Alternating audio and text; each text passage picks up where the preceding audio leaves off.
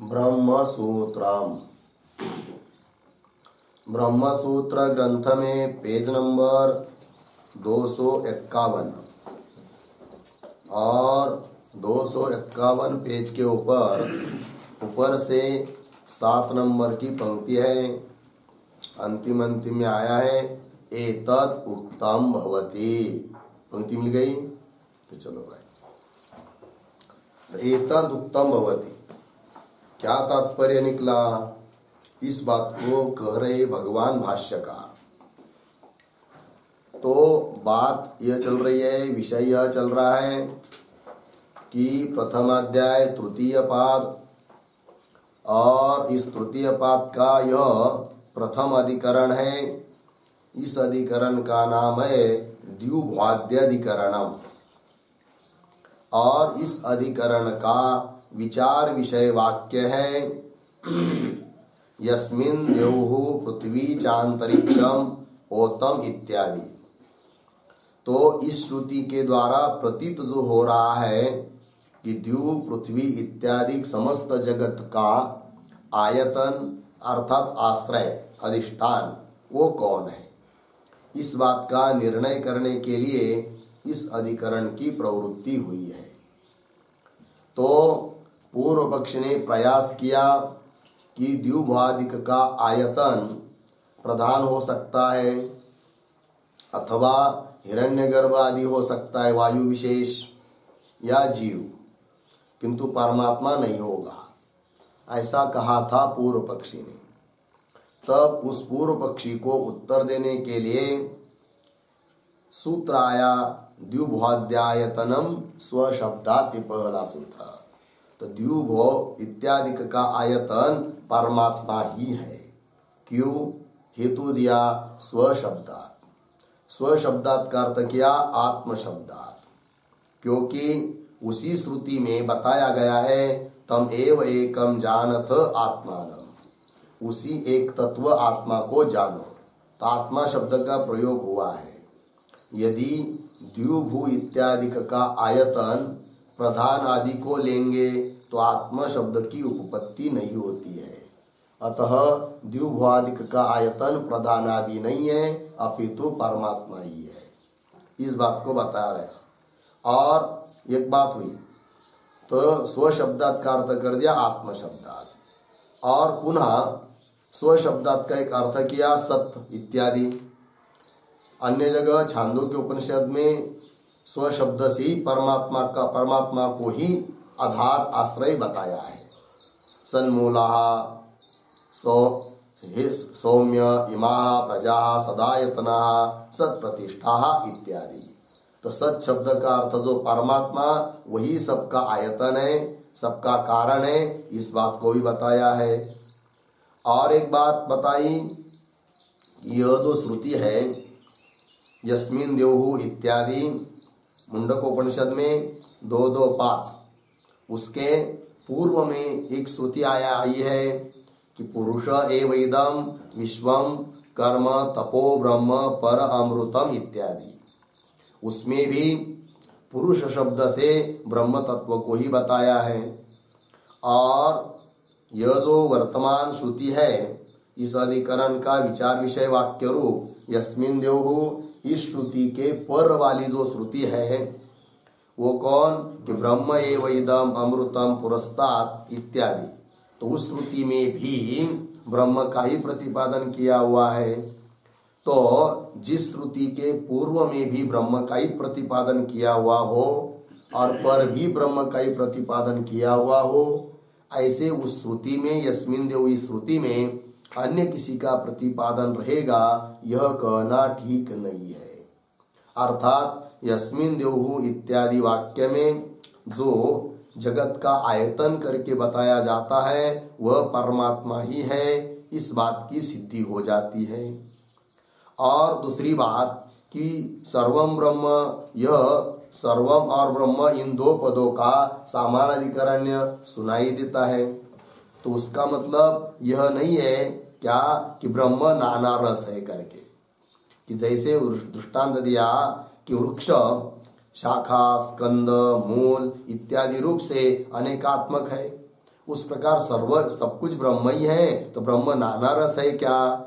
ऐसी कोई यदि शंका करता है तो उस शंका का निवारण करने के लिए श्रुति ने निश्चय पूर्वक बताया कि नहीं नहीं, तमेव एकम, एकम पद आया है, तमेव एकम जानथ आत्मानम, उस एक तत्व आत्मा को ही जानो, अर्थात आत्मा एक ही एक आधार अधिष्ठान भूत है। यह तो कुल मिलाकर क्या तात्पर्य? तो वो बता रहे एतद उक्तम भवति इत्यादि पंक्ति के द्वारा। तो पंक्तियों को पढ़ते हैं।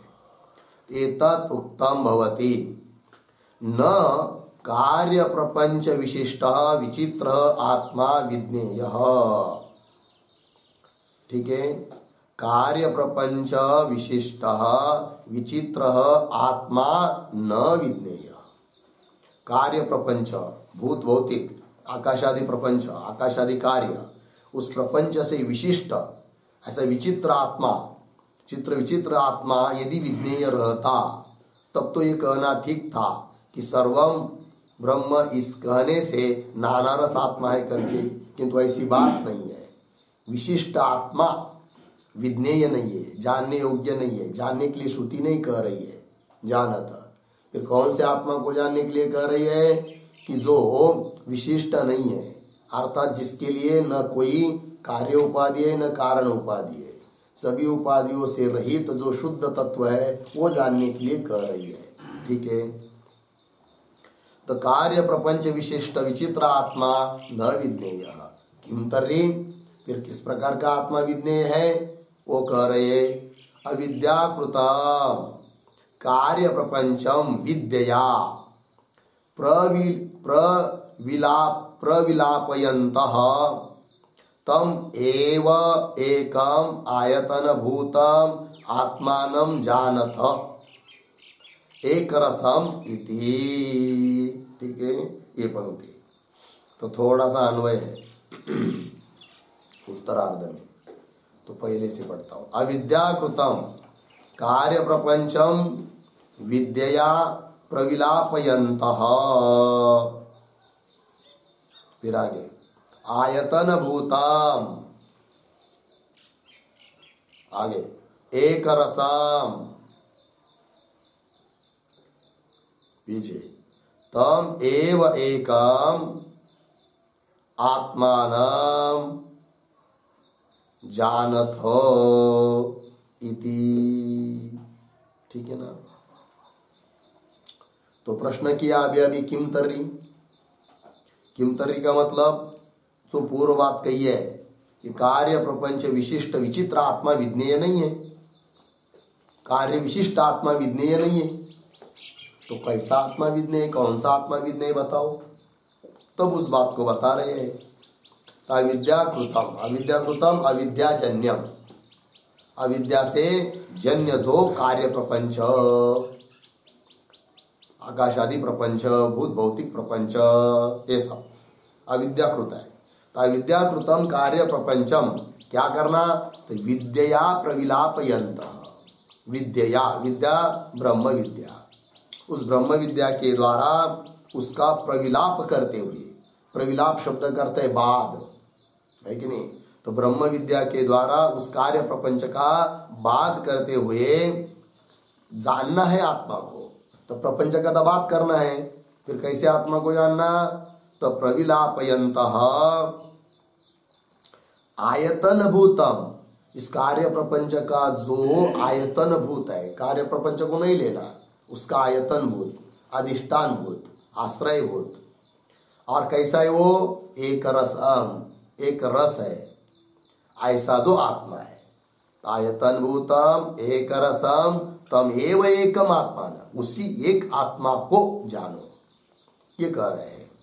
बोलेंगे जरा दृष्टांत से समझाएंगे तो अच्छा होगा, तो दृष्टांत देकर बताया जा रहा है आगे। यथा यस्मिन् आस्ते देवदत्तः तद आनय इति उक्ते आसनम एव आनयति, अर्धविराम, न देवदत्तम तद्वत् आयतन भूतस्य एव एक रसस्य आत्मनः विज्ञेयत्वम उपदिश्यते। ठीक है, शुरू के शब्दों में थोड़ा अन्वय। यथा यस्मेन देवदत्तः आस्ते, देवदत्त आस्ते तद आनय, आगे सरल है। ठीक है, उदाहरण बता रहे कि यथा जिस प्रकार, यस्मिन कोई किसी ने कह दिया, अरे भाई देवदत्त जिस पर बैठा है उसको ले आओ, वाक्य बोल दिया। अब सुनने वाला क्या करेगा, तो देवदत्त विशिष्ट आसन को ले आएगा, मतलब देवदत्त के सहित आसन को ले आएगा, या केवल आसन को ले आएगा? केवल आसन को ही ले आएगा ना, क्योंकि वाक्य प्रयोग क्या किया है कि जिसमें देवदत्त बैठा है उसको ले आओ। तो जैसे वहां पर केवल आसन को ही लाया जाता है, देवदत्त विशिष्ट आसन को नहीं लाया जाता है, उसी प्रकार यहाँ पर भी जो कहा है कि तम एव एकम जानत, तम एव एकम मतलब कौन, कि जो आयतन भूतम एक रसम तम एव एकम जानत, कि जो आयतन भूत है, आश्रय भूत है, उसी एक आत्म तत्व को जानो, ये कहा है। और ऐसा यदि कहा है तो कार्य विशिष्ट प्रपंच को जानने के लिए कहा ही नहीं है ये बात। तो क्या हुआ, फिर शुद्ध तत्व ब्रह्म को ही जानने के लिए बताया है। ठीक है ना, चलो। तो कहने का तात्पर्य क्या, कार्य विशिष्ट प्रपंच, कार्य प्रपंच विशिष्ट जो आत्मा है वो विज्ञेय नहीं है। फिर विज्ञेय कौन है भाई, विद्या का कार्य जो कार्य प्रपंच है उसका विद्या के द्वारा, ब्रह्म विद्या के द्वारा बाध करके एक रस आयतन भूत उसी एक आत्म तत्व को जानना है। दृष्टांत दिया उसके लिए, यथा देवदत्त यस्मिन देवदत्त आस्ते, देवदत्तर जिस पर बैठा है, तद आनय उसको ले आओ, इति उक्ते ऐसा कहने पर, लाने वाला व्यक्ति क्या लाता है, आसनम एव आनयति न देवदत्त, आसन को ही केवल ले आता है, देवदत्त को नहीं। दृष्टांत हुआ, सिद्धांत बता रहे, तद्वत् आयतन भूतस्य एव एक रसस्य आत्मन विज्ञेयत्वम उपदिश्यते। उस प्रकार आयतन भूत, आधारभूत, अधिष्ठान भूत जो एक रस आत्मा है वही विज्ञेय है, वही जानने योग्य है। आयतन भूतस्य एव एक रसस्य आत्मना विज्ञेयत्वम उपदिश्यते, वही विज्ञेय है, ऐसा उपदेश श्रुति करती है। विशिष्ट का उपदेश, विशिष्ट को जानो, ऐसा उपदेश श्रुति करती नहीं है। ये बात हुई। इतना ही नहीं, और हेतु बता रहे इस बात को बताने के लिए। क्या, आगे की पंक्ति, विकारान्मृताभिसंदस्य च अपवादः श्रूयते, ये पंक्ति आ रही है। तो विकार शब्द का इत्यादि पंक्ति चालू हो रही ना, तो उसके पूर्व में एक वाक्य लिखते हैं अवतरणिका के रूप में, यस्मिन्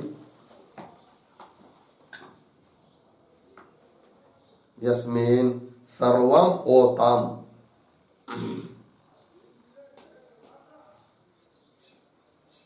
सर्वम ओतम बराबर कल्पितम,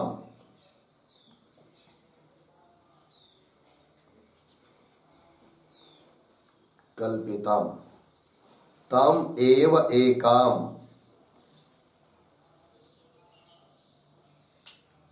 तम एव एकम इति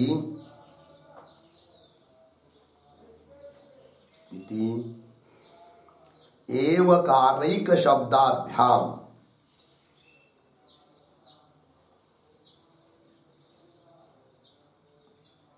एवकारैक शब्दाभ्याम निर्विशेषम ब्रह्म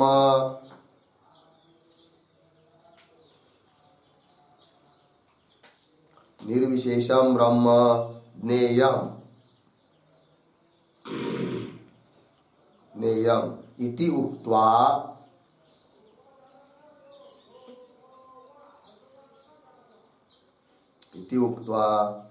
तत्र एव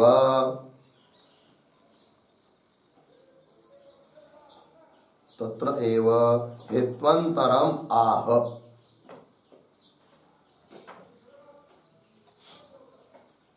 हेत्वन्तरम आह विकार इति।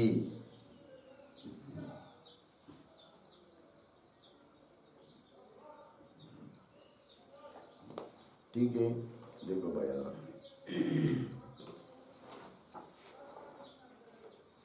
यस्मिन सर्वम ओतम, जिसमें सब कुछ ओत है अर्थात कल्पित है, जिसमें तम एव एकम, उसी एक तत्व को जानने के लिए कहा है।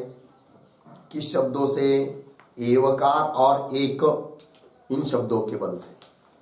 तम एव एकम इति एवकार, एक शब्दाभ्याम, एवकार और एक, इन शब्दों के द्वारा निर्विशेषम ब्रह्म ज्ञेयम, निर्विशेष ब्रह्म ज्ञेय है, इस बात को कहा। उसी बात के लिए और हेतु दे रहे हैं कि निर्विशेष ब्रह्म को ही जानने के लिए श्रुति ने कहा है। इस बात को स्पष्ट करने के लिए और हेतु बता रहे विकार इत्यादि पंक्ति के द्वारा। तो क्या कहा जा रहा है? विकारानृतादिसंदस्य च अपवादः श्रूयते।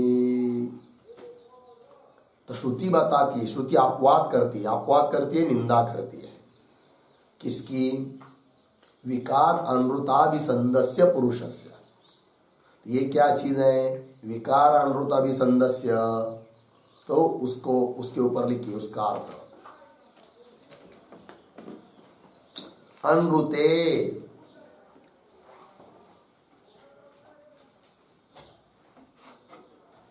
अनृते बराबर कल्पिते, कल्पिते बराबर मिथ्याभूते, मिथ्याभूते विकारे, मिथ्याभूते विकारे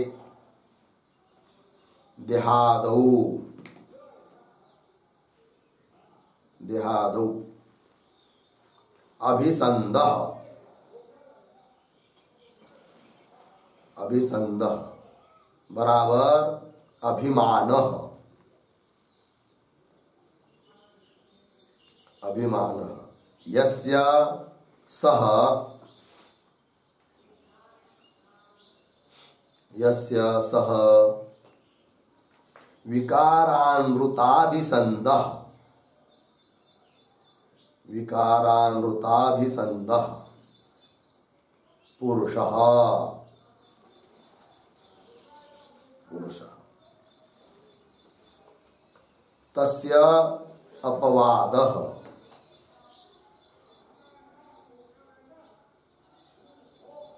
तस्य अपवाद बराबर निंदा,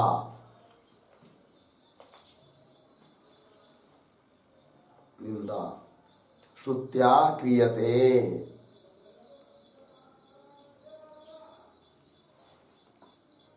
श्रुत्या क्रियते पूर्णविराम।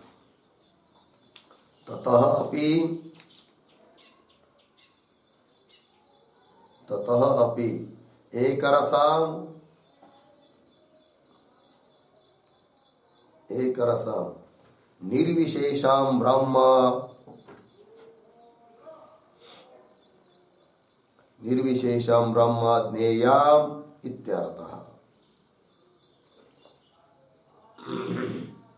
ब्रह्म ज्ञेयम इत्यर्थः पूर्णविराम। द्वैतम सत्यम पश्यतः,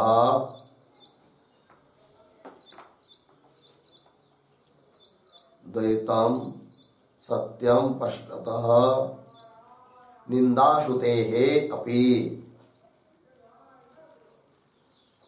निंदाश्रुतेः अपि एकरसं ब्रह्म ज्ञेयम्, एक रसम ब्रह्म ज्ञेयम इत्यर्थः।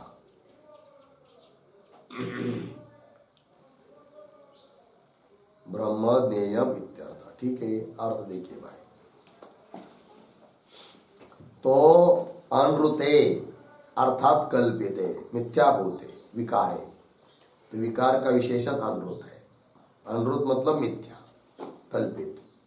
कल्पित ऐसा जो विकार, विकार अनृत अभिसंदस्य, अनृत ऐसे विकार में जो अभिमान वाला है, मिथ्या ऐसे शरीरादि में जो अभिमान वाला है, अर्थात देह को ही जो मैं मानने वाला है, ऐसे व्यक्ति की निंदा की है। किसने? श्रुति ने, श्रूयते। तो वही बात बताई जा रही है। अनृते नाम कल्पिते मिथ्याभूते विकारे, देहादो, विकार शब्द का अर्थ कौन? देहादि कार्य। और उस देहादि में, मिथ्या ऐसे देहादि में जो अभिसंध है, अभिमानवान है, तो अभिमान यस्य, अभिमान है जिसको, सह ऐसा जो पुरुष, उसको कहते विकारानृताभिसंध। विकार, मिथ्याभूत विकार जो देहादि, उसमें मैं ऐसा अभिमान धारण करने वाला जो पुरुष, विकारानृताभिसंध पुरुष, उसकी षष्ठी। तस्य, तस्य मतलब वही मूल का पद, विकारानृताभिसंधस्य पुरुषस्य, ऐसे पुरुष का अपवाद श्रूयते। अपवाद शब्द का अर्थ कर दिया निंदा। श्रूयते नाम श्रुत्या क्रियते, श्रुति ऐसे पुरुष की क्या करती है? निंदा करती है। तो इससे भी स्पष्ट होता है क्या कि श्रुति विशिष्ट आत्मा को ज्ञेय नहीं कर रही है, अपितु निर्विशेष आत्मा को ही ज्ञेय कर रही है। तो शरीर को लेकर मैं समझना, ये विशिष्ट बुद्धि हुई, उसका वो ज्ञेय नहीं है। उसकी यदि वही ज्ञेय होता, विशिष्ट ज्ञेय होता, सविशेष ज्ञेय होता, तो श्रुति इस प्रकार उसकी निंदा नहीं करती। जबकि श्रुति ने निंदा की है, अर्थात सविशेष ज्ञेय नहीं है, अपितु निर्विशेष ही ज्ञेय है। सभी विशेषों से रहित जो शुद्ध एक रस तत्व है, वही ज्ञेय है, ये कहना। तथापि एक रसम, एक रस निर्विशेष ब्रह्म ही ज्ञेय है इति। तो द्वैतम सत्यम पश्यतः, द्वैत को, जगत को सत्य देखने वाला जो पुरुष, उसकी निंदा की गई है, निंदा श्रुते है। इससे भी पता चलता है कि एक रसम ब्रह्म ज्ञेय, एक रस जो निर्विशेष ब्रह्म है वही ज्ञेय है। ठीक है, आइए मूल में। विकारानृताभिसंधस्य च अपवाद श्रूयते। कौन श्रुति है, कौन श्रुति निंदा कर रही है? तो बता रहे हैं, मृत्यो हो सह मृत्युम आपनोति यह इह नानेव पश्यति इति। ठीक है, तो श्रुति के पदों का थोड़ा अन्वय करते हैं। यह इह नाना इव पश्यति, पीछे सह मृत्यो मृत्युम आपनोति। ठीक है, तो यह जो कोई पुरुष, इह, यह अर्थात अद्वितीय ब्रह्म में, अद्वितीय ब्रह्म तत्व में नाना इव पश्यति, नाना की तरह देखता है, अनेकत्व को देखता है।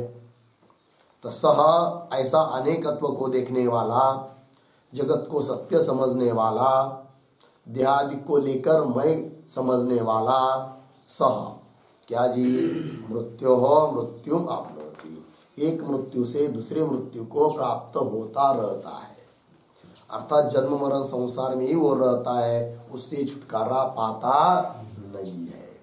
इस प्रकार भेद को देखने वाला, सत्य बुद्धि करने वाला जगत के प्रति, ऐसे व्यक्ति की निंदा की गई है। अर्थात ब्रह्मज्ञेय है लेकिन सविशेष ब्रह्मज्ञेय नहीं है, अपितु निर्विशेष ब्रह्मज्ञेय है। इस बात की सिद्धि हो जाती है इससे भी। होगा इतना। और आगे चलिए, सर्वम ब्रह्म इति सामानाधिकरण्यम प्रपंच विलापनार्थम अर्धविराम न अनेक रसता प्रतिपादनार्थम। ठीक है ना।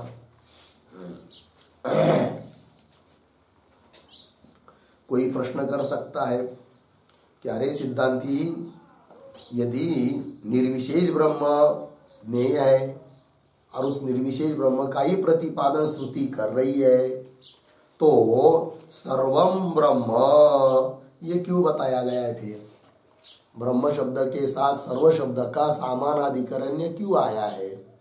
यदि निर्विशेष ब्रह्म ही ज्ञेय है, उसी को श्रुति प्रतिपादन करना चाहती है, तो सर्वम ब्रह्म इस प्रकार सामानाधिकरण्य जो हुआ है ब्रह्म शब्द का सर्व शब्द के साथ, उसकी संगति कैसी लगाओगे?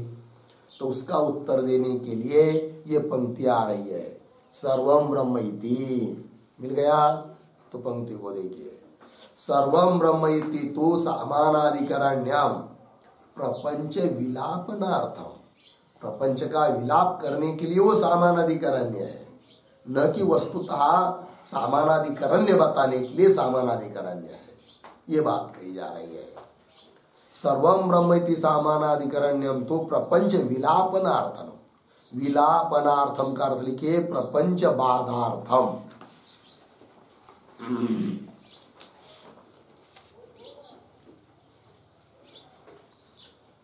प्रपंच बाधार्थ, प्रपंच का बात करने के लिए है वो। हो गया। न अनेक रसता प्रतिपादनार्थम, ब्रह्म अनेक रस है, अनेक स्वरूप है, इस बात को बताने के लिए वह सामानाधिकरण्य नहीं है। तो बोलेंगे भाई प्रपंच का बात करने के लिए वो सामानाधिकरण्य है, कैसे जरा समझाओ तो एक टिप्पणी लिखते उस पर, सामानाधिकरण्यम शब्द के ऊपर। तो चलिए, तो सर्वम इदम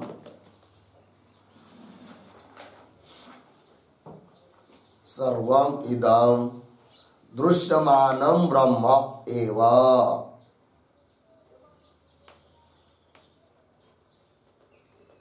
सर्वम इदम दृश्यमानं ब्रह्म एव अर्धविराम। अतः अतिरिक्तम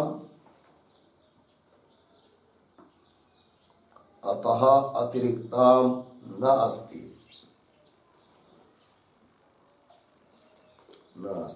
इति प्रपंचस्य विलापनार्थम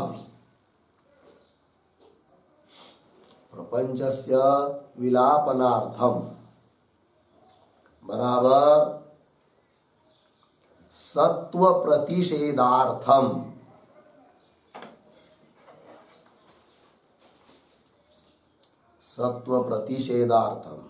बराबर बाधार्थम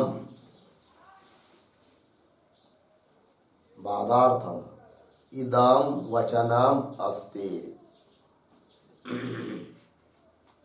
इदम वचनम अस्ति पूर्ण विराम। न तो ब्रह्मणः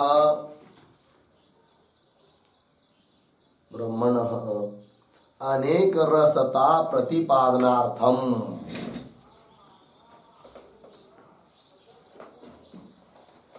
न तो ब्रह्मणः अनेक रसता प्रतिपादनार्थम अस्ति पूर्णविराम। यथा यह चोरः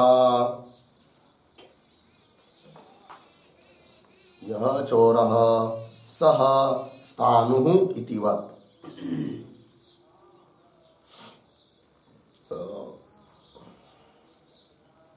सः स्थाणुः इतिवत् अर्धविराम। यत् सर्वं तद् ब्रह्म इति।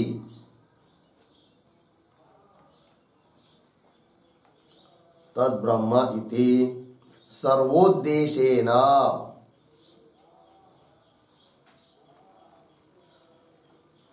सर्वोद्देशेन ब्रह्मत्व विधानात्।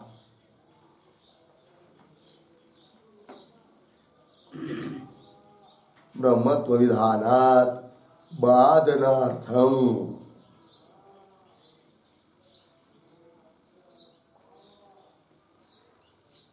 अर्धविराम। न तो यद ब्रह्म तत्सर्वम, न तो यद ब्रह्म तत्सर्वम इति ब्रह्मणः नानारसत्वार्थम,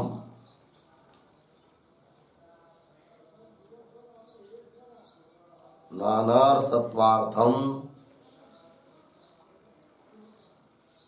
सर्वं ब्रह्म इति,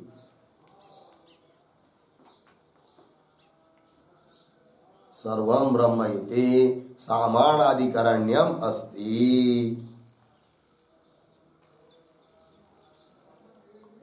सामानाधिकरण्यम अस्ति। ठीक है, देखो भाई अर्थ।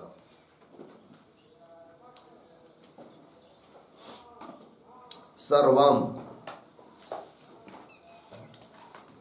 यद दृश्यमानम, जो भी कुछ दिखाई दे रहा है वो सब है।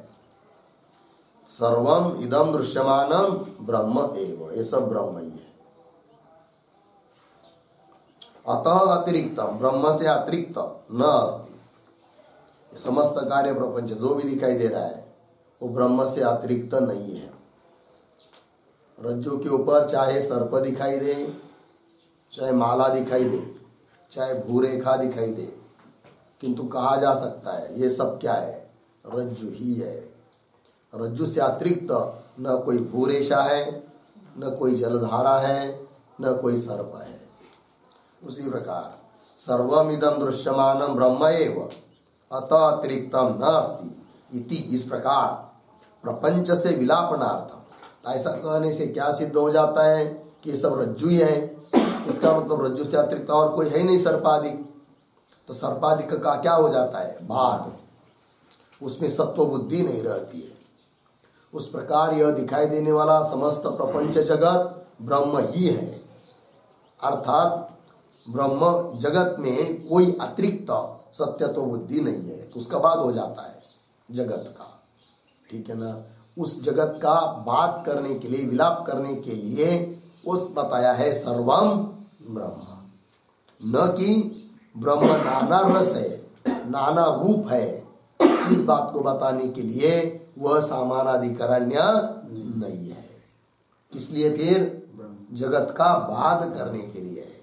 वही कहा कि सर्वम इदं दृश्यमानं ब्रह्म एव अतः अतिरिक्तम न अस्ति इति, इस प्रकार प्रपंचस्य विलापनार्थम, विलापनार्थम का अर्थ कर दिया सत्व प्रतिषेधार्थम। प्रपंच में कोई सत्व, सत्ता, सत्यत्व है नहीं है। अर्थात उसका बात करने के लिए इदम वचनम अस्ति। इदम वचनम सर्वम ब्रह्म, यह वचन। न तो ब्रह्मण अनेक रसता प्रतिपादनार्थम अस्ति। ब्रह्म अनेक रस है, इस बात का प्रतिपादन करने के लिए वह वचन नहीं है। कौन सा वचन? सर्वम ब्रह्म। उदाहरण दे रहे, यथा यह चोर स स्थानु, जो चोर है वह स्थानु है। रास्ते में जा रहे थे, है तो था कौन? स्थानु। लेकिन ऐसा लग रहा था कि चोर है करके। फिर बहुत चिल्लाए, दौड़े, है कि नहीं? चोर चोर चोर चोर करके। फिर बहुत लोग इकट्ठे हो गए। फिर पास में गए और टॉर्च लगा कर देखा। फिर दिखाई दिया क्या? स्थानु है, चोर तो है नहीं है। फिर लौटने लगे अपने अपने घर के प्रति। तो बाद में और कोई मिल गए रास्ते में। अरे भाई, बहुत जोर जोर से चिल्ला रहे थे चोर चोर करके, कहाँ है वो चोर, बताओ। तो बता दिया, यह चोर स स्थानु, जो चोर था ना वह स्थानु है। इसका मतलब क्या हुआ? चोर का बाध हुआ। चोर का कोई अतिरिक्त अस्तित्व नहीं है। चोर क्या? वो दिखाई दिया केवल चोर है तो कौन? स्थानु ही। ये कहने का तात्पर्य है। तो यह चोर स स्थानु, इस वाक्य से स्थानु की अनेक रूपता, अनेक रसता बताने में तात्पर्य नहीं है, अपितु चोर का विलाप करने के लिए वो सामानाधिकरण्य है। यह चोर स्थानु। उसी प्रकार सर्वम ब्रह्म, सर्व मतलब सभी आकाश आदि प्रपंच जगत द्युभ आदि ये सब ब्रह्म ही है।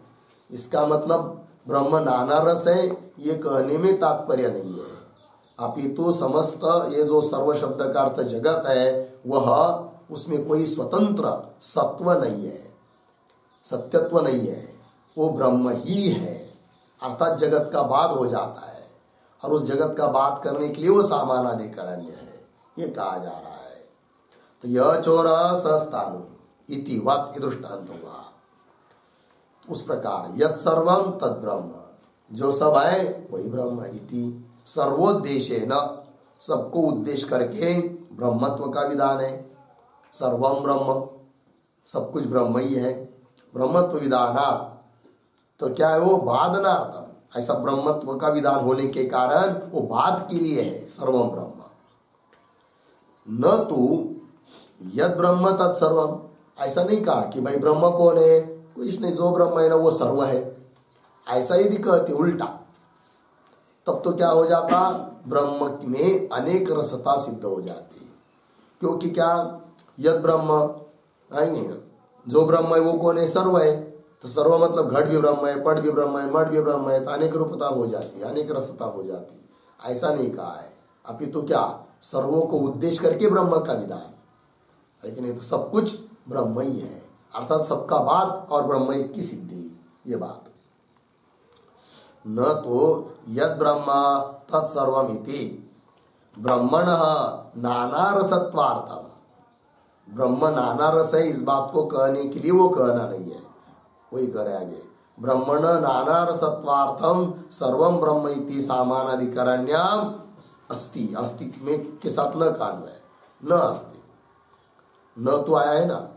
तो यद ब्रह्म तत्सर्वमिति, इस प्रकार ब्रह्मण नाना रसत्वार्थम, ब्रह्म में नाना रसत्व सिद्ध करने के लिए सर्वम ब्रह्म इति सामानाधिकरण्यम न अस्ति। लग गया? चलिए आइए मूल्य। सर्वम ब्रह्म इति सामानाधिकरण्यम प्रपंच विलापनार्थम न अनेक रसता प्रतिपादनार्थम।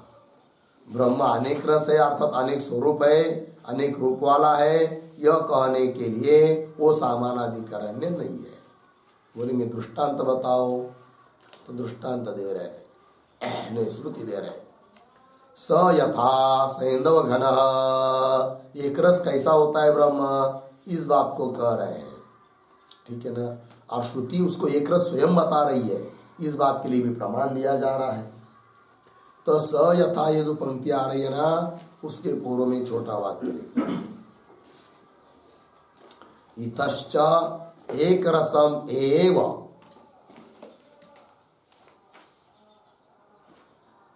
इतश्च एक रसम एव प्रतिपाद्यम,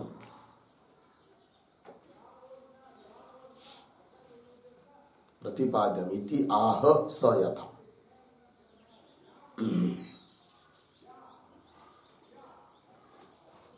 ठीक है, इतश्च मतलब यह भी एक कारण है, क्या कि एक रसम एव प्रतिपाद्यम, एक रस ब्रह्म ही प्रतिपाद्य है, श्रुति बताती है, श्रुति कह रही है।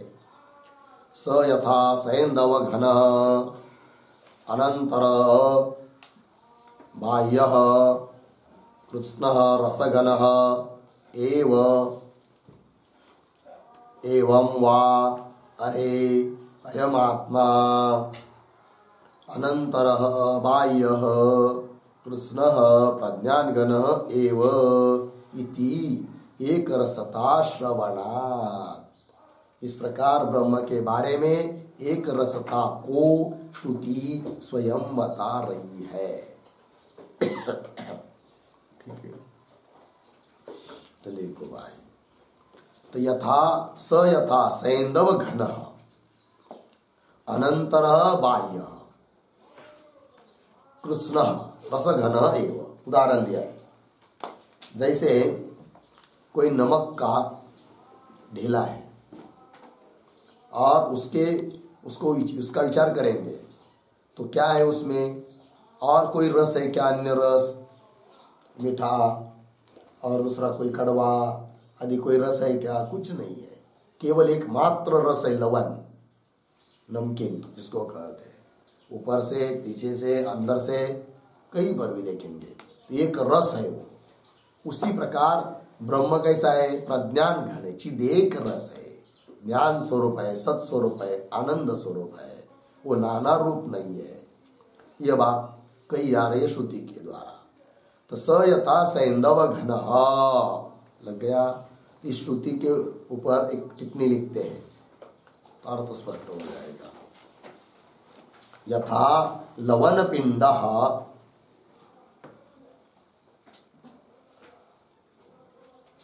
यथा लवण पिंड अनंतरो बाह्य,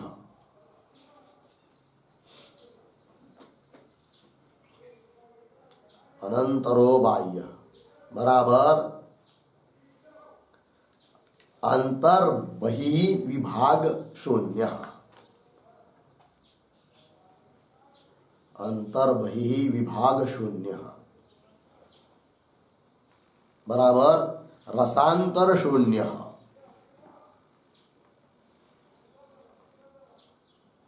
रसांतर शून्य अर्धविराम, सर्व लवणैक रसः, सर्व लवणैक रसः तथा आत्मा अपि, तथा आत्मा अपि कृष्णः प्रज्ञान घनः, प्रज्ञान घन बराबर प्रज्ञान मूर्ति, प्रज्ञान मूर्ति बराबर चिदेक रसः, चिदेक रसः इत्यर्थः। पूर्णविराम। इति एक रसता श्रवणात्, एक रसता श्रवणात् निर्विशेषम ब्रह्म एव,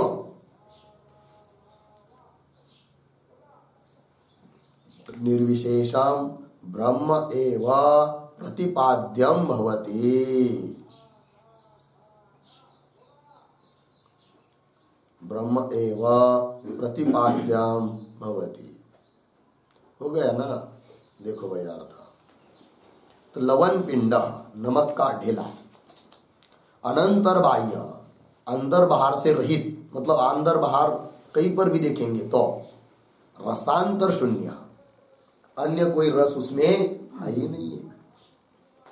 सर्व लवणिक रस, सभी ओर से केवल क्या भरा है उसमें, लवण यही भरा हुआ है, और उस लवण को उस पिंड से अलग भी नहीं कर सकते क्योंकि वही उसका क्या है, स्वरूप है, गुण थोड़ी है। गुण होता तो अलग कर पाते है कि नहीं, किंतु वो उसका क्या है, लवण उसका स्वरूप ही है। उसको धो डालेंगे तो भी उसका लवण अलग हो जाएगा, नमकीनपना कम हो जाएगा और मीठापना आ जाएगा, ऐसी कोई बात नहीं है। तो सर्व लवणैक रस तथा उसी प्रकार आत्मा अपि कृष्ण प्रज्ञान घन, है कि नहीं, पूर्ण रूप से आत्मा प्रज्ञान घन ही है, प्रज्ञान मूर्ति है, अर्थात चिदेक रस है। यह बात इस प्रकार एक रसता श्रवणा, श्रुति स्वयं आत्मा के बारे में एक रसता बता रही है। इसलिए सिद्ध होता है कि निर्विशेषम ब्रह्म एव प्रतिपाद्यम भवति। श्रुति के द्वारा प्रतिपाद्य ब्रह्म कौन सा है, निर्विशेष ब्रह्म, सभी विशेषता से रहित ब्रह्म ही प्रतिपाद्य है, वही ज्ञेय है, विज्ञेय है, जानने योग्य है। यह बात, इस बात की सिद्धि हो गई। चलिए मूल में, स यथा सैंधवगण अनंतर बाह्य कृष्ण रसगण एवं वा अरे अयम आत्मा अनंतर बाह्य कृष्ण प्रज्ञान घन एव इति एक रसता श्रवणात्। आगे चलिए, तस्मात् द्युभ्वाद्यायतनम परम ब्रह्म। ठीक है ना। तो तस्मात् इत्यादि आ रहा है। तो तस्मात् के पूर्व में एक छोटा वाक्य, ब्रह्मणः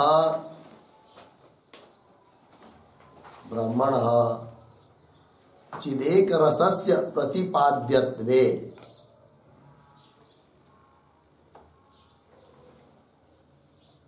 ब्रह्मणः चिदेक रसस्य प्रतिपाद्यत्वे फलितम आह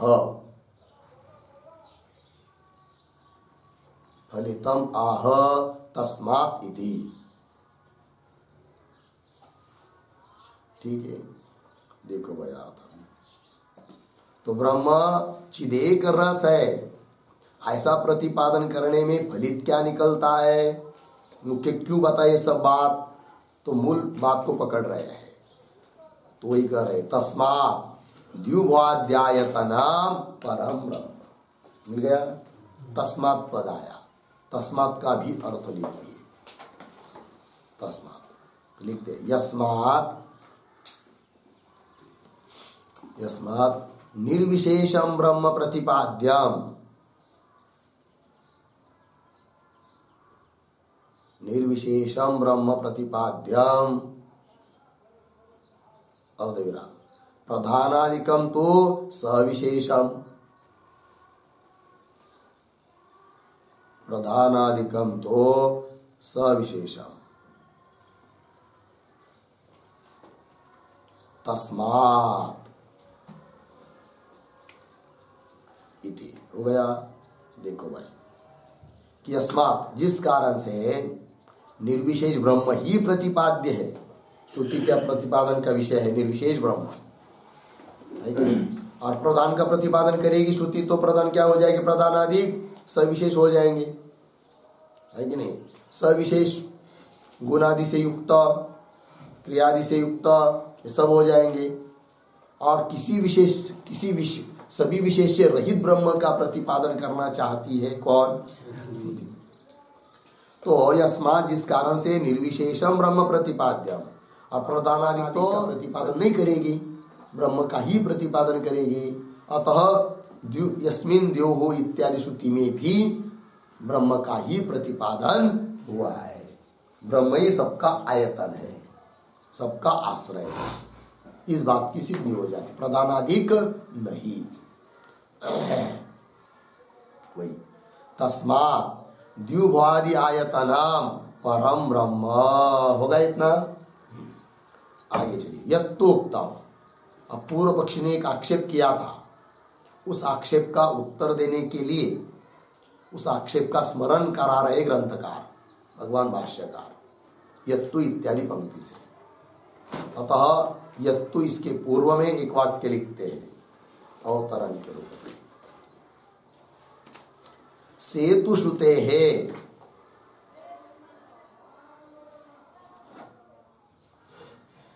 सेतु श्रुते है गतिम वक्तोम, गतिम वक्तोम उक्तम अनुवदति, उक्तम अनुवदति। ठीक है, उक्तम अनुवदति यत्तु इति। देखो भैया सेतु श्रुते, अब जो इस अधिकरण का विचार विषय वाक्य है कि नहीं, यस्मिन् द्योः इत्यादि, तो आयतन शब्द का अर्थ तो परमात्मा हो गया, किंतु फिर आगे भी तो संगति लगनी चाहिए ना। आगे क्या आया है उसी श्रुति में अंतिम में, अमृतस्य एषः सेतु। अब सेतु पद की संगति कैसे लगाएंगे फिर? तो सेतु पद की कैसी गति है, कैसी संगति है, इस बात को बताने के लिए पहले जो एक आक्षेप आदि किया था उसका अनुवाद कर रहे हैं ग्रंथकार। सेतु श्रुते गतिम वक्तुम उक्तम अनुवदति यत्तु इति। आइए मूल में यत्तु उक्तम जो कहा था सेतु श्रुते है, ये हेतु दिया था पूर्व पक्षी ने, सेतु शब्द भी पड़ा हुआ है यहां पर। अतः आयतन के रूप में ब्रह्म को नहीं ले सकते, ऐसा कहा था किसने? पूर्व पक्षी ने। क्योंकि सेतु जो होता है वह पारवान होता है। पारवान का मतलब पर तिर से संबंधी और परिचिन्न होता है। पार वाला मतलब परिच्छेद उसका परिचिन्न है, पर तिर से संबंधी है। ब्रह्म के पर में कोई है नहीं है। दूसरी बात, ब्रह्म परिचिन्न भी नहीं है, अनंतम अपारम ब्रह्म के लिए कहा गया है। तो फिर सेतु शब्द की संगति नहीं लगेगी यदि आयतन शब्द का अर्थ परमात्मा करेंगे, ब्रह्म करेंगे तो। क्योंकि आयतन करके ब्रह्म बताया, फिर उसी को आगे करे अमृतस्य एष सेतु, अमृत का यह सेतु है। यह मतलब कौन? आयतन। आयतन शब्द का अर्थ क्या लिया आपने? ब्रह्म। ब्रह्म सेतु कैसा बनेगा फिर? क्योंकि सेतु तो पारवान होता है, परिचिन्न होता है, तो संगति नहीं लगेगी। ऐसा जो कहा था ना पूर्व पक्षी ने, उसका उत्तर देना है। पहले उसका अनुवाद उस पूर्व पक्षी के आरोप का। यत्तु उक्तम सेतु श्रुते है कि नहीं? सेतु श्रुते ऐसा पूर्व पक्षी ने कहा था, उसी का स्पष्टीकरण कर रहे हैं। सेतोश्च पारवत्व उपपत्ते ब्रह्मण अर्थांतरेण द्युभाद्यायतनेन भवितव्यम इति। इतना कहा था, ऐसा कहा था पूर्व पक्षी ने। थोड़ा सा अन्वय करते हैं। सेतोश्च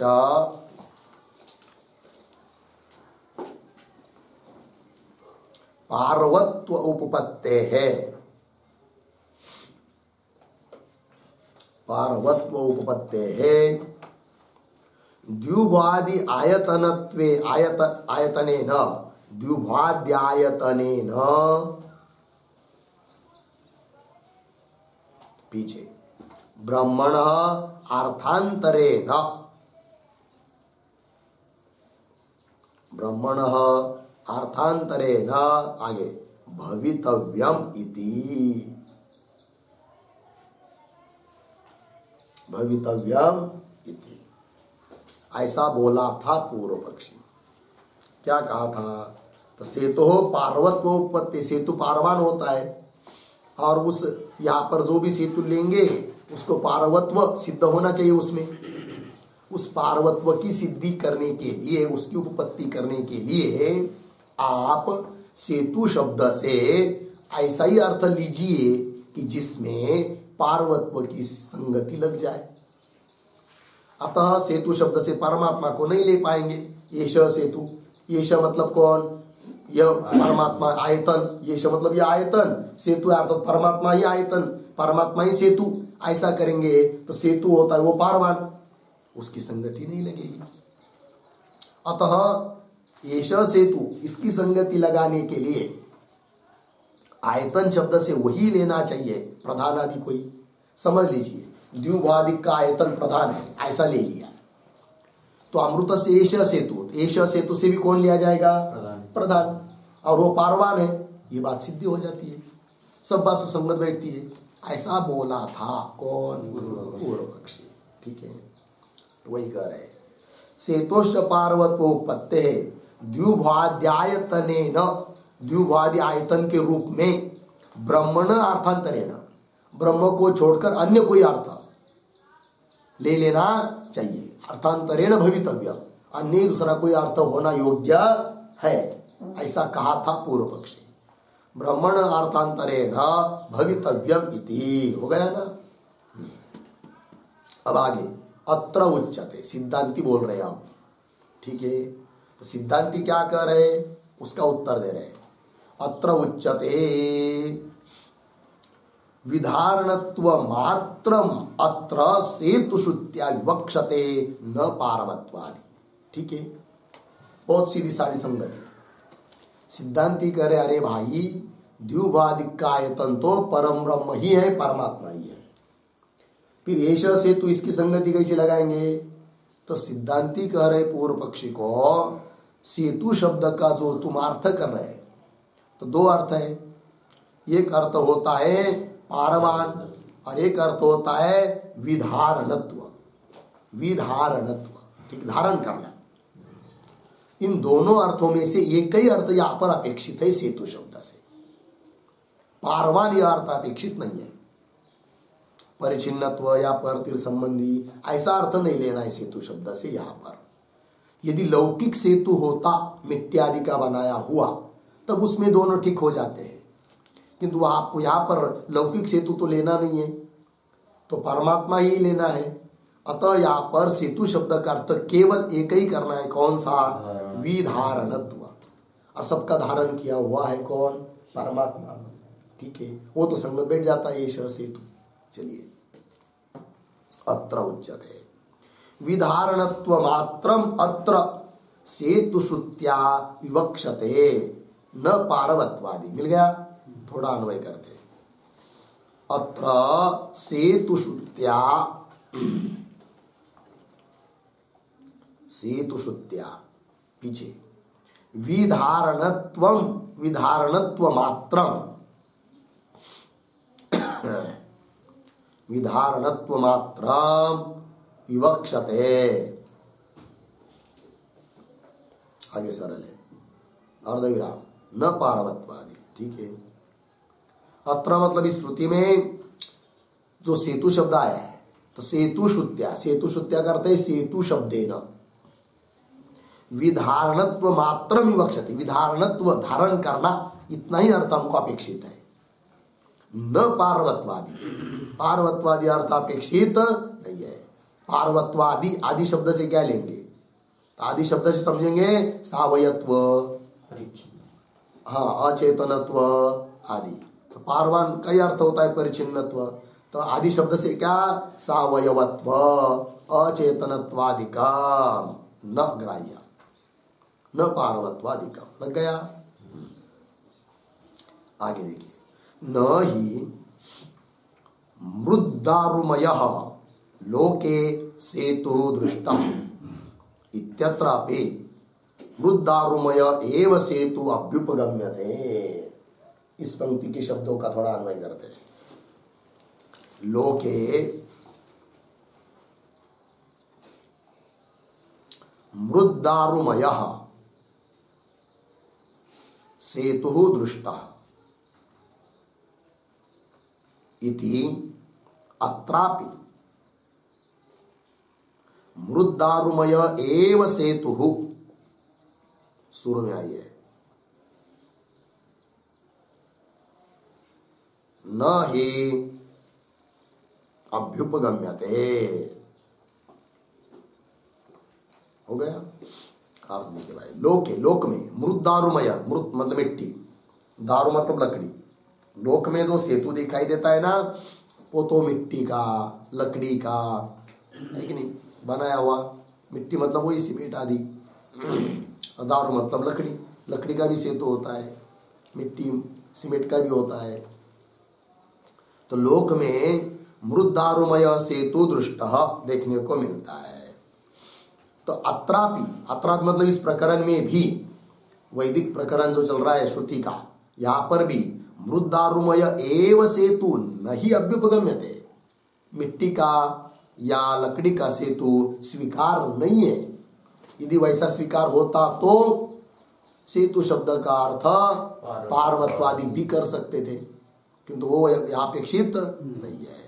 आगे सेतु शब्दार्थ, फिर सेतु शब्द का अर्थ क्या करना है? केवल विधारणत्व, धारण करना, धारण करने वाला होता है, ठीक है ना। चलिए, और सेतु शब्द का अर्थ भी वही होता है, धारण करना, मुख्य अर्थ। बोलेंगे ये कैसा पता चला आपको? तो बता रहे, सेतु शब्दार्थ अपि विधारणत्व मात्रमेव न पार्वत्वादि। लोक में दृष्टांत को देखकर अर्थ किया जाता है सेतु शब्द का अर्थ पार्वत्वादि में करके, किंतु शब्द की वित्पत्ति बल पर देखेंगे तो सेतु शब्द का अर्थ केवल विधारणत्व ही होता है, मुख्य अर्थ वही कह रहे।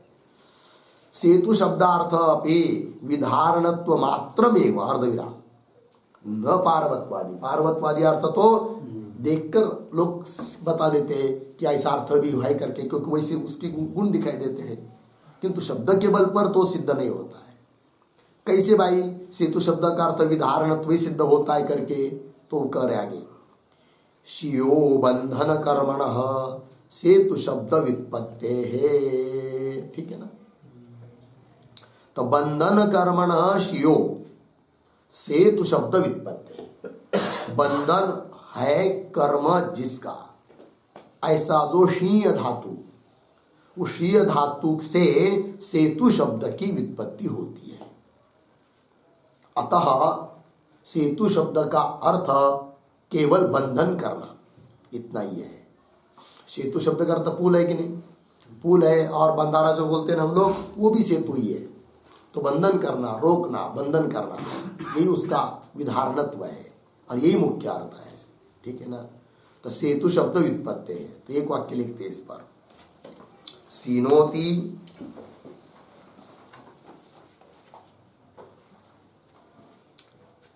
बराबर बध्नाति बराबर धारयति इति व्युत्पत्त्या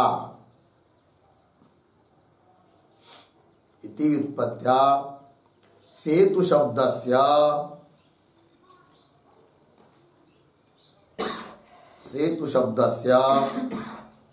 विधारणत्वम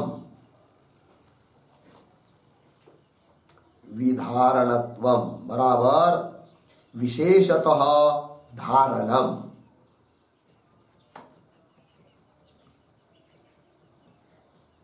विशेषतः धारणम इति अर्थः भवति।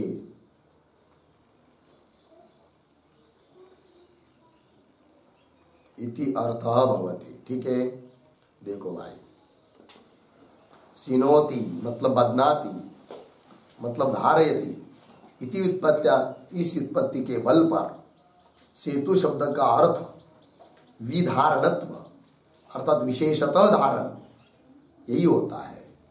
लग गया जी। तो सेतु शब्द भी, सेतु मतलब वही पुल आदि या बंधारा आदि, तो पुल भी धारण करता है जाने वाले को, आने वाले को। उसी प्रकार यह भी एक प्रकार का क्या है, विधारण करता ही है। कौन? परमात्मा। उसी के ऊपर तो सब आश्रित है, अध्यस्त है, द्युभादि सभी लोग, जगत, और सबका आधार अधिष्ठान कौन है? ब्रह्म ही है। ठीक है, आइए तो हो गया ना ये। सेतु शब्दार्थो अपि विधारणत्व मात्रमेव न पार्वत्वादि शियो बंधन कर्मण सेतु शब्द व्युत्पत्ति। लग गया इतना, तो ये बात हो गई। फिर तो सेतु शब्द की उत्पत्ति लग गई। द्युभादि का आयतन परमात्मा को लेंगे, ब्रह्म को लेंगे, तो भी अमृतस्य एष सेतु, यहाँ पर सेतु शब्द का अर्थ एष सेतु मतलब वो परमात्मा ही है, ऐसा अर्थ करने में कोई दिक्कत नहीं है। तो बोलेंगे भाई सेतु शब्द का अर्थ पार्वतवादी, वो कैसे? तो उसकी संगति लगा दिया कि यहाँ पर सेतु शब्द से हमको केवल विवक्षा है किसकी? विधारणत्व की, न कि पार्वत्व इत्यादि की। एक बात। दूसरी बात, सेतु शब्द की उत्पत्ति से देखेंगे तो सेतु शब्द का अर्थ केवल विधारणत्व ही होता है, पार्वत्वादि नहीं। अतः द्युभादि का आयतन परमात्मा ही है और वही सेतु है। बात सुसंगत हो गई। अमृत का, मोक्ष का वो सेतु है। ठीक है ना? हाँ, ब्रह्म का ज्ञान होगा तभी मोक्ष प्राप्त होता है, तो अमृत का सेतु भी बन गया। लग गया, ये बात हो गई। अब और दूसरे कुछ लोग वेदांती ही है, वो भी मत स्वीकृत है। उनका कहना है कि एक काम करो, अपरे करके आगे आ रहा है, तो द्युभादिक का आयतन तो ब्रह्म ही है, इसमें कोई दिक्कत नहीं। किंतु आगे जो वाक्य आया है उसकी संगति लगानी है ना आपको। आगे का वाक्य मतलब अमृतस्य एष सेतु, तो बहुत सीधी बात है। तो अमृतस्य मोक्षस्य एष सेतु, तो एष सेतु के, सेतु इस शब्दों के द्वारा जो आयतन ब्रह्म है उसको नहीं लेंगे, ब्रह्म ज्ञान लेंगे। क्या लेंगे? ब्रह्म ज्ञान। और ज्ञान से मोक्ष मिलता है, तो ज्ञान मोक्ष का मार्ग है, साधन है, अतः सेतु तो उसमें सिद्ध हो जाएगा। तो एष सेतु शब्द से ज्ञान ले लेंगे तो भी कोई दिक्कत नहीं है, और वो भी एक तरह से ठीक ही है। ठीक है, वो कह रहे देखिए अपरे आह। तो अपरे के पूर्व में एक वाक्य लिखिए अवतरण के रूप में।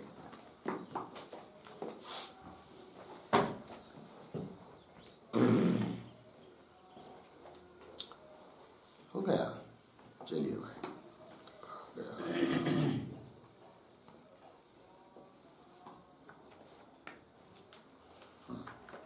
देखिए सेतु शब्दम,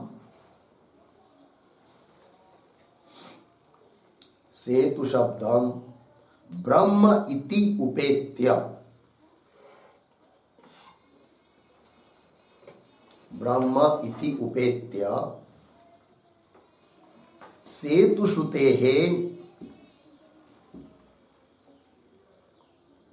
सेतु श्रुतेः गतिम उक्त्वा, गतिम उक्त्वा इदानीं इदानीं सेतु शब्देन, इदानीं सेतु शब्देन ज्ञानं गृहीत्वा, ज्ञानं गृहीत्वा तद्गतिम आह,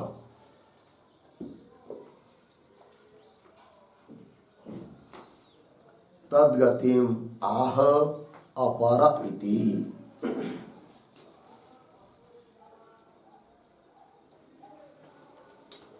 अपर इति, ठीक है। तो सेतु शब्दम ब्रह्म, सेतु शब्द का अर्थ ब्रह्म है, ब्रह्म ही है, ऐसा स्वीकार करके अभी तक सेतु शब्द की गति संगति लगा दी कि द्योवादिकायतन ब्रह्म है और अमृत का यह सेतु है। यह मतलब कौन? ब्रह्म। फिर सेतु शब्द का अर्थ कैसा? तो विधारणत्व इतना ही, पार्वत्वादिक नहीं, ऐसा करके संगति लगा दिया। लेकिन कौन बात मन में रखकर सेतु शब्द का अर्थ ब्रह्म ऐसा स्वीकार करके सेतु शब्द की संगति लगा दी अभी तक। अब इसके आगे क्या वही करे, सेतु शब्दम ब्रह्म इति उपेत्य, उपेत्य मतलब स्वीकृत्य, सेतु श्रुते है गति मुक्त्वा, सेतु शब्द की गति कहकर इदानीम अब सेतु शब्देन ज्ञानम गृहीत्वा, सेतु शब्द से क्या लेंगे अब? ज्ञान। ज्ञान मतलब ब्रह्म ज्ञान। सेतु शब्द का अर्थ ब्रह्म नहीं लेंगे, अभी क्या लेंगे? ब्रह्म ज्ञान। आयतन तो ब्रह्म ही है, किंतु अमृत से एष सेतु, एष सेतु मतलब ज्ञान, ऐसा करेंगे तो वो कैसा फिर हो जाएगा? संगति कैसी लगाएंगे? तो लगा रहे अपरे करके, इदानीम सेतु शब्देन ज्ञानम गृहीत्वा तद्गतिम आह, तद्गतिम सेतु शब्द गतिम, गति संगति, सेतु शब्द की संगति कह रहे, हो गया ना। अब आइए मूल में, अपरे आह तम एव एकम जानथ आत्मानम, आया है श्रुति में, उसी एक आत्मा को जानो, इति यत एतात संकीर्तितम आत्मज्ञानम, इति यत एतत् आत्मज्ञानम संकीर्तितम, ऐसा पढ़ना। हो गया ना जी।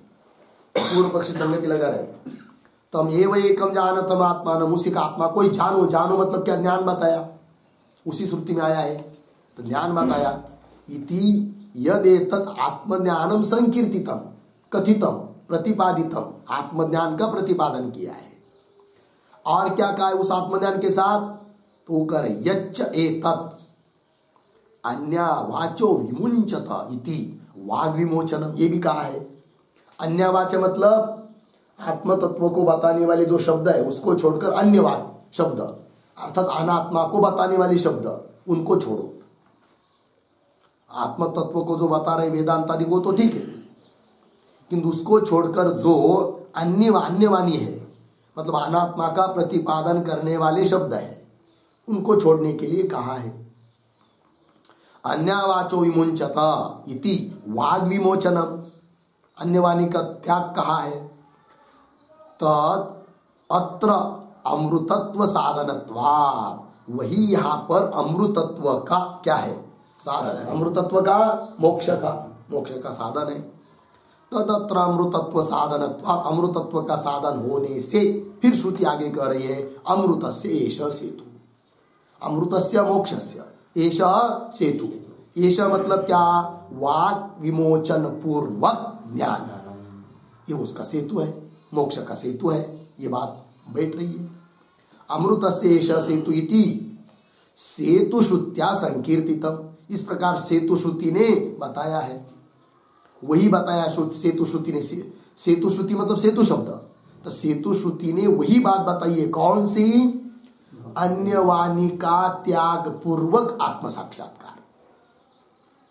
क्योंकि अमृतस्य सेतु, इसके पूर्व तक क्या बताया कि तमेव एकम आत्मानम जानत, एक बात आत्मज्ञान का साक्षात्कार करने के लिए कहा, और उसके साथ साथ क्या कहा, अन्यवाचो विमुंचत, अन्य वाणी का त्याग कहा। तो अन्य वाणी का त्याग पूर्वक आत्म साक्षात्कार जो पीछे बताया ना, उसी को सेतु शब्द से श्रुति बता रही है, अमृतस्य एष सेतु करके, तो संगति लग गई। तो अमृतस्य एष सेतु इति सेतु श्रुत्या, सेतु शब्दे न संकीर्तते, कथन किया जा रहा है, न तू द्व्युभाद्यायतन, सेतु शब्द का अर्थ द्व्युभाद्यायतन मत लो, मतलब अमृतस्य एष सेतु शब्द आया ना, एष सेतु कौन सेतु, जो आयतन बताया पीछे वो सेतु, वो मत लो। सेतु शब्द का अन्वय आयतन के साथ मत करो, वो द्व्युभादिक का आयतन तो ब्रह्म ही है, उसमें कोई दिक्कत नहीं, यस्मिन द्यौहु इत्यादि आया है ना, तो द्व्युभादि जगत का आयतन आश्रय ब्रह्म ही है, किंतु उस वो ब्रह्म आयतन हुआ। अब मोक्ष को प्राप्त करना है तो मोक्ष का साधन क्या, तो ब्रह्म ज्ञान को भी बीच में बताया है, तमेव एकम जानथ, जो आयतन है उसको ही जानो, उसका साक्षात्कार करो, और अन्यवाचो विमुंचत, तो साधन भी बताया मोक्ष का। फिर ये जो बीच वाला साधन बताया ना, उसको ले लो, किस शब्द से, सेतु शब्द से। तो सेतु शब्द से कौन लेने में दिक्कत आ रही थी, सेतु शब्द का अर्थ यदि आयतन की तरफ जाते थे कि जो आयतन बताया है वही सेतु है, ऐसा करते थे तब बहुत दिक्कत होती थी। तो उस वैसा करने पर भी एक तरफ से संगति लगा दिया ऊपर, सेतु शब्द का अर्थ केवल विधारणत्व करके, पार्वत्व न करके, किंतु अपरे का कहना है क्या कि द्व्युभादिक का आयतन तो ब्रह्म ही है, किंतु ब्रह्म को बताने के बाद जो बीच में उसका ज्ञान बताया है ना, वो ले लो, किस शब्द से, सेतु शब्द से, तब तो कोई दिक्कत नहीं है। तो द्व्युभादिक का आयतन हुआ ब्रह्म, और अमृत का सेतु अर्थात अमृत के लिए, मोक्ष के लिए सेतु बन गया ज्ञान। वो कैसा ज्ञान, अन्य वाणी का त्याग पूर्वक ब्रह्म साक्षात्कार, वो सेतु है, तो बात बन गई। चलिए, इति सेतु श्रुत्या संकीर्तते, न तो द्व्युभाद्यायतन, है कि नहीं, न तो द्व्युभाद्यायतन मतलब क्या, क्या होगा वाक्य पूरा, न तो द्व्युभाद्यायतनम, पढ़ा है कि नहीं, पूरा वाक्य करिए इसको, शाबाश, सेतु श्रुत्या तु द्व्युभाद्यायतनम न संकीर्त्यते, मिल गया, अपितु सेतु श्रुत्या,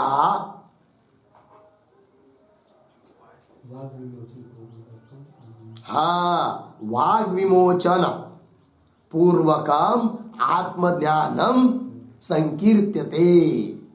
बात स्पष्ट हुई कि नहीं, सेतु श्रुत्या, सेतु श्रुति से कौन कहा जा रहा है, वाग विमोचन पूर्वक, अन्य वाग विमोचन पूर्वक आत्मज्ञान सेतु शब्द से कहा जा रहा है। कौन नहीं कहा जा रहा है, द्व्युभादिक का आयतन सेतु शब्द से नहीं कहा जा रहा है। ये बात पुनः देखिए, पुनः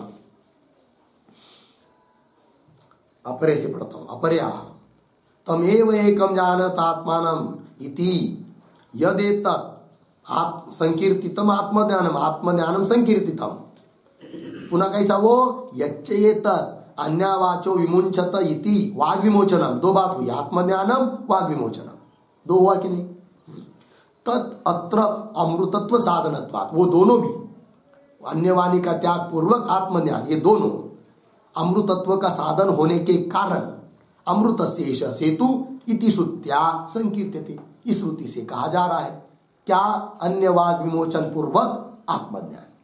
लगा है पंक्ति। फिर कौन बात नहीं कही जा रही है, वो आगे की पंक्ति, न तू द्युभ्वाद्यायतना, है कि नहीं। तो एष सेतु इस शब्द से द्युभ्वादि आयतन का कथन नहीं है, अपितु अन्य वाग विमोचन पूर्वक ज्ञान का कथन है, ये कहना लगा इतना। हाँ अब देखिए, तत्र यद उक्तम सेतु श्रुते ब्रह्मण अर्थांतरेण द्युभ्वाद्यायतनेन भाव्यम इति एतत् अयुक्तम। पूर्व पक्षी ने जो बात कही थी वो उसका कहना उचित नहीं है, वो बात बता रहे अभी। क्या कहा था पूर्व पक्ष ने, वो देखिए, तत्र यद उक्तम, जो कहा था क्या कि सेतु श्रुते, श्रुति मतलब शब्द, सेतु श्रुते, सेतु शब्द से, सेतु शब्द के बल पर क्या, तो द्युभ्वाद्यायतनेन ब्रह्मण अर्थांतरेण भाव्यम, ऐसा कहा था। द्युभ्वादिक का आयतन ब्रह्म को मत लो, अपितु ब्रह्म से भिन्न अन्य कोई अर्थ, अर्थांतर ले लो। क्यों, सेतु शब्द आगे आ रहा है, ऐसा बोला था कौन, पूर्व पक्षी। तो ब्रह्म से भिन्न कोई लेंगे, समझ लीजिए प्रधान लेंगे, द्युभ्वादिक का आयतन प्रधान लेंगे, तो वो सेतु बन सकता है किसी तरह से, क्योंकि उसमें पार्वतवादिक सुसंगत हो जाते हैं, ऐसा कहा था पूर्व पक्षी ने। किंतु पूर्व पक्षी का वो कहना ठीक नहीं है। कौन सा, कि द्युभ्वादिक का आयतन क्या ब्रह्म से भिन्न कोई ले लो, क्योंकि आगे सेतु शब्द आ रहा है। तो सिद्धांती कह रहे सेतु शब्द का अर्थ अन्य वाणी का त्याग पूर्वक आत्म साक्षात्कार ले लिया है। अतः सेतु शब्द के बल पर द्युभ्वादिक का आयतन ब्रह्म से भिन्न कोई होना चाहिए, ये पूर्व पक्षी का कहना ठीक नहीं है। कैसे, थोड़ा समझ लेंगे, ध्यान दीजिए। पूर्व पक्षी के कहने के अनुसार थोड़े देर के लिए द्युभ्वादिक का आयतन को प्रधान को ले लीजिए, ठीक। तो द्युभ्वादिक का आयतन कौन, प्रधान। फिर अमृत से एष सेतु, अमृत का मतलब मोक्ष का यह सेतु, तो यह सेतु, तो यह शब्द एष सेतु, अमृत से एष सेतु, एष सेतु से क्या लिया, अन्य वाणी का त्याग पूर्वक ब्रह्म साक्षात्कार, बराबर। फिर द्युभ्वादिक का आयतन कौन लिया, अभी पूर्व पक्षी के कहने के अनुसार थोड़ी देर के लिए प्रधान, तब संगति नहीं बैठेगी, क्योंकि प्रधान अन्य वाणी का त्याग पूर्वक प्रधान का ज्ञान मोक्ष का साधन तो है ही नहीं। अतः पूर्व पक्ष जो कहता था कि सेतु शब्द के बल पर सेतु शब्द की संगति लगाने के लिए द्युभ्वादिक का आयतन ब्रह्म को छोड़कर ले लो, तो सिद्धांती करे उलट हम कहते हैं, क्या सेतु शब्द के आधार पर, अर्थात सेतु शब्द की संगति लगाने के लिए द्युभ्वादिक का आयतन ब्रह्म को ही लेना चाहिए। और पूर्व पक्षी क्या कहता, सेतु शब्द की संगति लगाने के लिए द्युभ्वादिक का आयतन प्रधान आदि को ले लो, तो प्रधान आदि को लेने पर सेतु शब्द की संगति नहीं लगती है, ये कह रहे सिद्धांती। कैसे नहीं लगती है, समझ लीजिए द्युभ्वादिक का आयतन कौन लिया, ध्यान दीजिए, कौन है, प्रधान। फिर आगे एष सेतु, इससे कौन लिया, अन्य वाणी का त्याग पूर्वक ब्रह्म ज्ञान, और आयतन यदि प्रधान को लिया है तो क्या कहना पड़ेगा फिर, एष शब्द, एष सेतु शब्द का अर्थ अन्य वाणी का त्याग पूर्वक प्रधान का ज्ञान, ये कहना पड़ेगा ना। कब, द्युभ्वादिक का आयतन प्रधान को समझेंगे तब एष सेतु शब्द से कौन अर्थ लेना पड़ेगा, अन्य वाणी का त्याग पूर्वक प्रधान का ज्ञान। किंतु अन्य वाणी का त्याग पूर्वक प्रधान का ज्ञान तो मोक्ष का साधन है ही नहीं, तब तो दिक्कत हो जाएगी। या द्युभ्वादिक का आयतन हिरण्यगर्भ को लेंगे चाहे जीव को लेंगे, तब उस प्रकार का अर्थ करना पड़ेगा एष सेतु शब्द का, अन्य वाणी का त्याग पूर्वक हिरण्यगर्भ का ज्ञान, अन्य वाणी का त्याग पूर्वक जीव का ज्ञान, तो वो तो अमृत का सेतु बनेगा ही नहीं, बनता ही नहीं है, सब असंगति हो जाएगी। अतः द्युभ्वादिक का आयतन ब्रह्म ही है। फिर ब्रह्म लेंगे तो ये सेतु का अर्थ हो जाता है अन्य वाणी का त्याग पूर्वक ब्रह्म का ज्ञान, आत्मज्ञान, और वो अमृतत्व का साधन भी है, तो सुसंगति बैठ जाती है। अतः पूर्व पक्ष ने कहा था जो ब्रह्म से अन्य अर्थ ले लो द्युवादिक का आयतन करके, वो उसका कहना ठीक नहीं है, वही दिया।